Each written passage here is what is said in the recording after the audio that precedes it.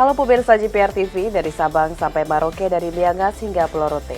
Bertemu lagi bersama saya Mona Azari Desak dalam program Kominfo Newsroom.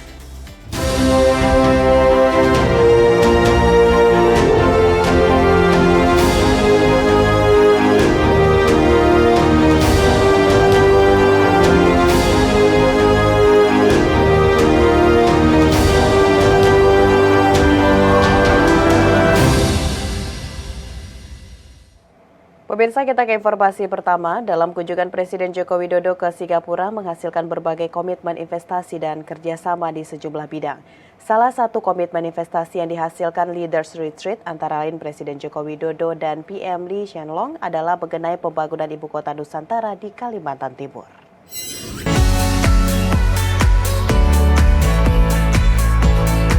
Presiden Joko Widodo bertolak ke Singapura untuk bertemu Perdana Menteri Singapura Lee Hsien Loong dalam agenda Leaders Retreat.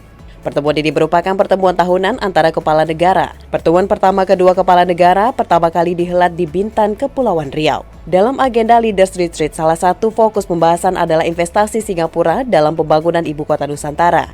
Presiden Joko Widodo menyambut baik minat para investor Singapura untuk terlibat dalam pembangunan IKN. Dalam pidatonya, Presiden Joko Widodo menyebut terdapat 20 perusahaan swasta Singapura yang tertarik berinvestasi di IKN Nusantara. Ketertarikan para pengusaha itu tertuang dalam Letter of Intent. Saya menyambut baik beberapa hasil Leaders Retreat ini. Yang pertama, besarnya minat investor Singapura terhadap pembangunan IKN Nusantara. Dalam kesempatan yang sama, PM Lee menyebut kerjasama Indonesia-Singapura di IKN akan berimbas jangka panjang dan menjadi contoh MOU antar kedua negara. Dirinya juga memuji konsep IKN yang ramah lingkungan dan mengedepankan teknologi. Sejak 2022 lalu, investasi Singapura di Indonesia meningkat lebih dari 40%, sementara volume perdagangan juga meningkat 25%. Singapore is happy to support the President's vision. We will contribute towards knowledge sharing and joint R&D activities. One of the MOUs today covers collaboration on knowledge sharing, capacity building and research to support the planning and development of Nusantara as a smart and sustainable city. Menteri PPPA menjalin kerjasama dengan Menteri Pembangunan Sosial dan Keluarga Singapura terkait program kelembagaan keluarga. Hubungan kedua negara ini merupakan tindak lanjut dari pertemuan sebelumnya pada bulan November tahun 2022. Menteri Pembangunan Sosial dan Keluarga Singapura, Masagos Zulkifli, melakukan kunjungan kerja di Indonesia pada Senin 13 Maret 2023. Dalam kunjungan tersebut, Menteri PPPA Bintang Puspayoga dan Masagos Zulkifli menyepakati untuk memperkuat program kelembagaan keluarga. Bintang Puspayoga menyebutkan kunjungan ini menjadi momentum untuk menguatkan hubungan bilateral Indonesia dan Singapura, khususnya dalam isu pemberdayaan perempuan, pelindungan anak, dan keluarga. Menteri Masagos menilai untuk saat ini ada berbagai kondisi serupa antara pemerintah Singapura dan Indonesia. Salah satunya permasalahan yang perlu segera dilakukan penanganannya, yakni kelembagaan keluarga. Sebelumnya, Indonesia dan Singapura telah melakukan hubungan kerjasama pada bulan November 2022 di Singapura dan berfokus pada pembangunan perempuan, dukungan anak-anak, dan penguatan keluarga.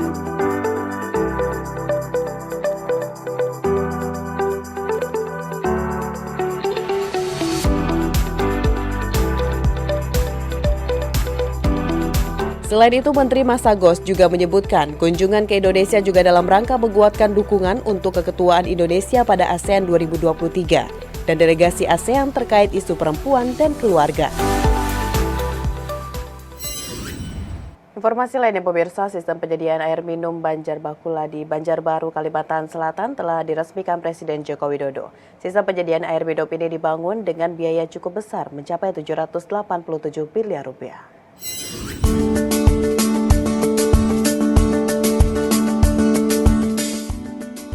Presiden Joko Widodo pada Jumat 17 Maret 2023 meresmikan sistem penyediaan air minum Banjarbakula yang ada di Kota Banjarbaru, Kalimantan Selatan.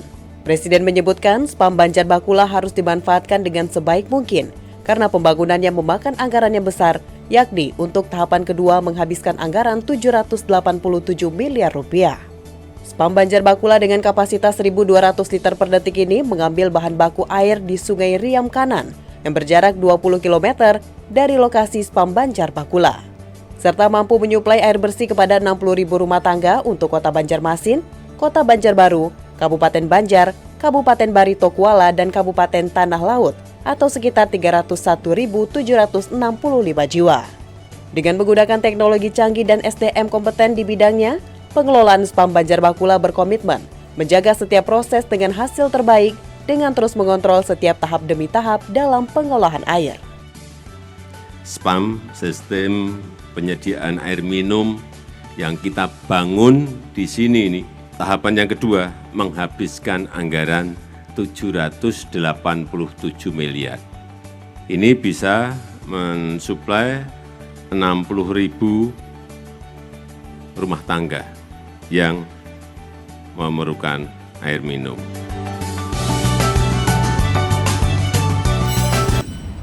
Wakil Presiden Republik Indonesia Maruf Amin melakukan kunjungan ke Universitas Negeri Surabaya, Provinsi Jawa Timur.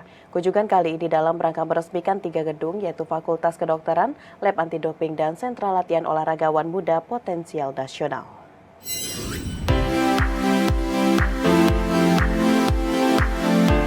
Desain besar olahraga nasional menjadi fokus pemerintah dalam memajukan kualitas bidang olahraga dalam negeri, baik dari sisi penyiapan atlet, fasilitas, dan infrastruktur.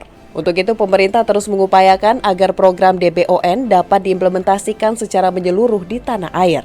Dalam kunjungan kerjanya ke Surabaya, Jawa Timur, Wakil Presiden Republik Indonesia Maruf Amin meresmikan Fakultas Kedokteran Olahraga Universitas Negeri Surabaya dan 3 gedung baru, yaitu Gedung Fakultas Kedokteran Olahraga, Gedung Laboratorium Antidoping, dan Sentra Latihan Olahragawan Muda Potensi Nasional. Peresmian tersebut ditandai dengan penandatanganan prasasti oleh Maruf Amin di Graha Unesa yang juga dihadiri oleh Gubernur Jawa Timur, Khofifah Indar Parawansa, serta jajarannya. Wapres mengatakan bahwa peresmian Fakultas Kedokteran Olahraga ini harus disiapkan dengan baik supaya bisa menjadi wadah para atlet yang memiliki talenta dalam bidang kesehatan olahraga. Ini semua untuk peningkatan sumber daya manusia kita, terutama di bidang olahraga.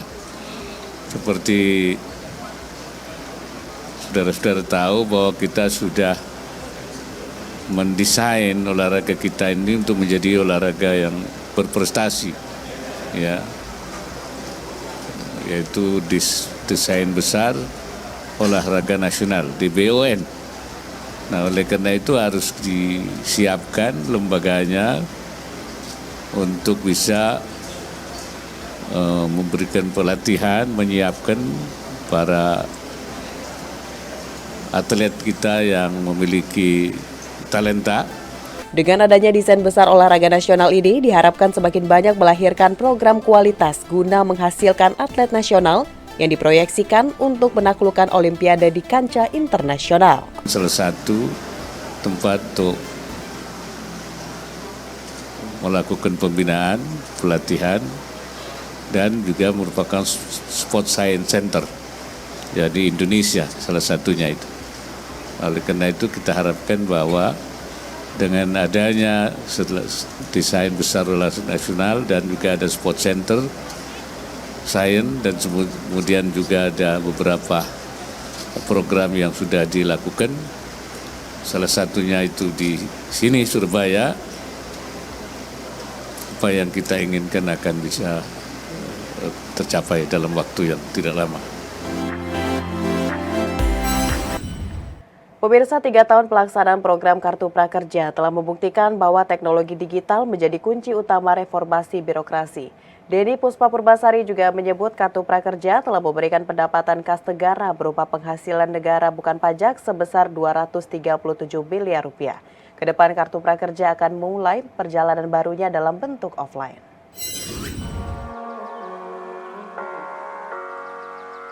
Kartu Prakerja masuk usia 3 tahun. Di usia yang ketiga, Kartu Prakerja telah menjamah 16,4 juta penerima manfaat di seluruh Indonesia, dengan total anggaran selama 3 tahun mencapai 59,4 triliun rupiah. Direktur Eksekutif Manajemen Pelaksana Program Kartu Prakerja, Denny Puspa Purbasari, mengungkapkan, Kartu Prakerja telah meningkatkan ketahanan pangan, menjaga dan menopang daya beli masyarakat, dan meningkatkan kewirausahaan serta keterampilan masyarakat. Program Kartu Prakerja dibentuk saat masa pandemi berhasil menjalankan misi berbagai program semi bansos. Namun pada tahun ini Kartu Prakerja akan berubah menjadi skema normal sejalan dengan berkembangnya inovasi pelayanan dan kebijakan publik.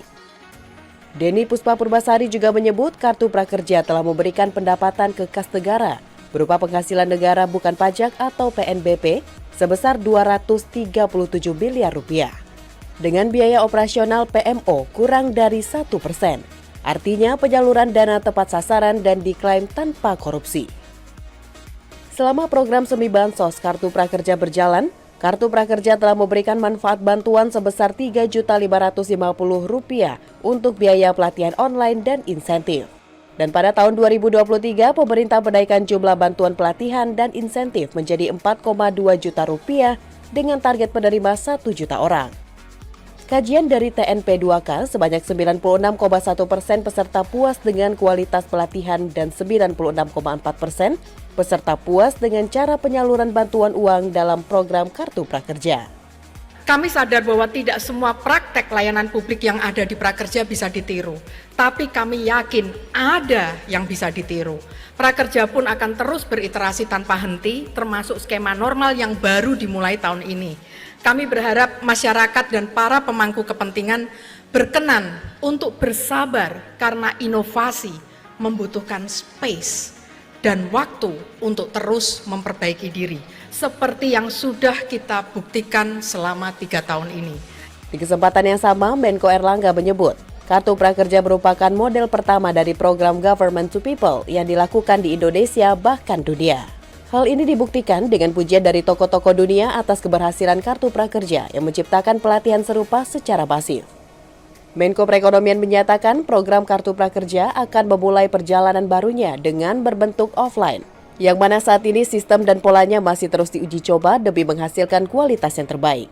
Selain itu, pemerintah akan mendorong para alumni prakerja untuk menjadi pengusaha.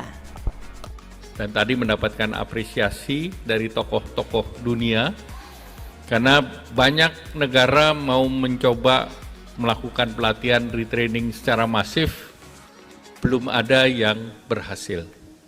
Dan kita bersyukur prakerja bisa.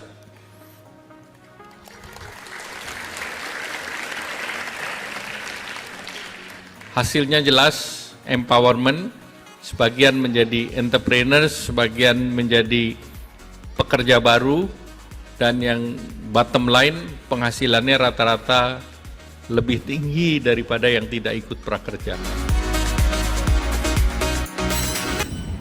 Pemirsa, kami akan segera kembali dengan berbagai informasi menarik lainnya. Tetaplah bersama Kominfo Newsroom.